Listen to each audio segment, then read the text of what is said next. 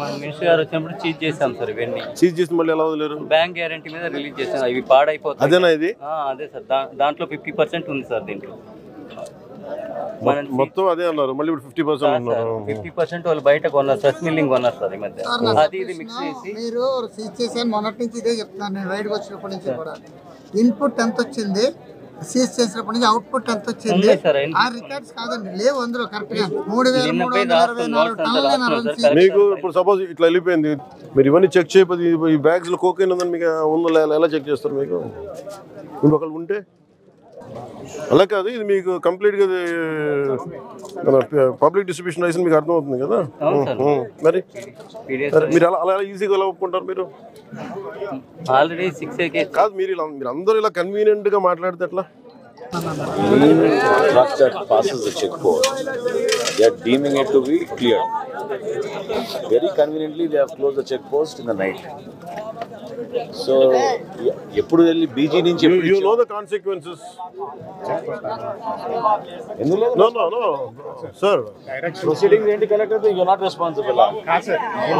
అలా కాదు. you said collector గారు మీకు ఇన్ఫర్మేషన్ ఇచ్చారు. ఏ బేసిస్ లో ఇచ్చారు కలెక్టర్? ఇప్పుడు ఏ డేట్ ఇచ్చారు చెప్పండి నాకు. నోట్ చేయండి.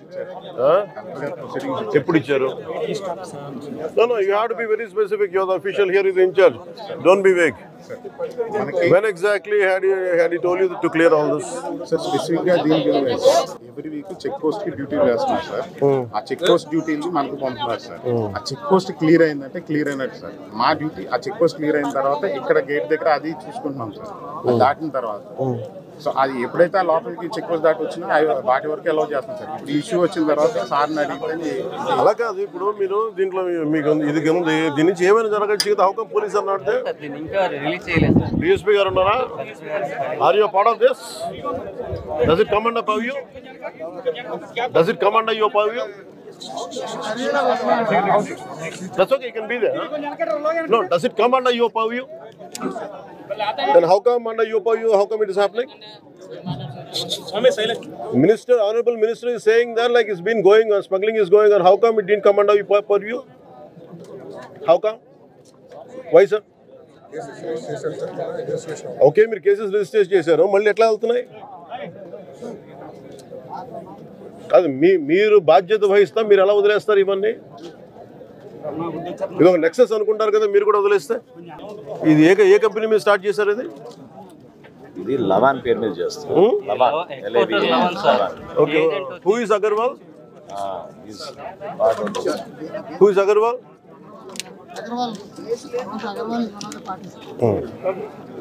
ఆయన సీజ్ చేశారా?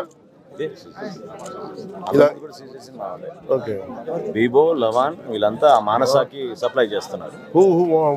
మానస ఎవరిది? ఒకటి బైఫర్కేషన్ వల్ల మనకు కొన్ని డిసడ్వాంటేజెస్ వచ్చాయి. రాజధాని లేదు, చాలా సమస్యలు వచ్చాయి. 5 సంవత్సరాల్లో మనం కొంతవరకైనా రికవర్ చేయాలని ప్రయత్నం చేశాం. దేశంలోనే 3 రాష్ట్రాల్లో ఒక రాష్ట్రంగా అభివృద్ధి చెందాం. అది కంటిన్యూ అంటే స్టెబిలిటీ వచ్చేది. మళ్ళా 5 సంవత్సరాలు బాగా విధ్వంసానికి గురైంది. అయితే ఈసారి బ్రాండ్ పోవడమే కాకుండా మనకు సమస్యలు కూడా వచ్చాయి.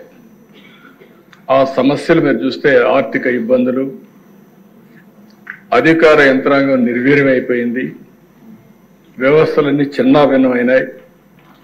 కానీ ఈ ప్రభుత్వం ఒక దృఢ సంకల్పంతో మిత్రులు పవన్ కళ్యాణ్ గారు చెప్పినట్టు ఎక్కడా రాజీ పడం, ఈ కూటమి ద్వారా తప్పకుండా ఆంధ్ర రాష్ట్రానికి దశ దిశ చూపించే కార్యక్రమానికి శ్రీకారం చుడతాం. గట్టి పరిపాలనకే శ్రీకారం చుడతాం. సెంటిమెంట్ కూడా గౌరవిస్తాం. పొట్టి శ్రీరాములు గారి యొక్క ఏదైతే ఆత్మ త్యాగం చేశారో, బలిదానం చేసుకున్నారో, ఆ రోజున డిసెంబర్ వస్తుంది. స్టేట్లో ఒక పెద్ద ఫంక్షన్ చేసి తద్వారా ఆయనకు నివాళులు అర్పించడమే కాకుండా ఆ స్ఫూర్తిని ముందుకు తీసుకుపోదాం. ఒక రాష్ట్రం కోసం త్యాగం చేసిన వ్యక్తిని జీవితంలో మన ప్రజలు గుర్తుపెట్టుకునే విధంగా చేస్తాం.